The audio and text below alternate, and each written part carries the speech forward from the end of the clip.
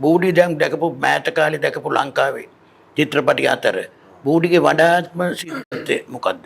මෑතකදී බලපු වගේ මම කැමති බහුචිතවාද බෞද්ධිතවාදියෝ. කැමති මොකද ඒක වෙනම ටයිප් එකේ but I like it මොකද ඒක සබ්ජෙක්ට් එක ගැන හිතනකොට ටිකක් ෆනි ගතියක් එනවා. ඒ කියන්නේ මේක නේද මේ අපි දන්න ගොඩක් කවුන්ට් වෙන්නේ. මොකද ඔය ඔක්කොම සිද්ධ වෙන්නේ human beings වලට. ඉතින් මම බලනවා humanistic angle එක.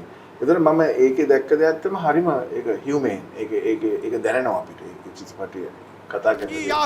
මගේ අඤ්ඤ ගාඤ්ඤි අඤ්ඤ තාතක දුවිසිකන තිකෝ තාතක තිකෝ බහුචිතවාදී මම ඇඩ් කරා. ඒක මරු ඒක අපේ ජීවිතම තමයි.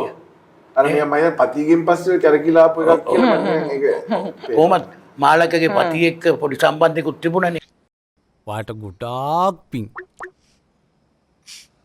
වාට මාව අවිශ්වාසද? ඔව්. අපි මේක නවත්තු. මොකද්ද?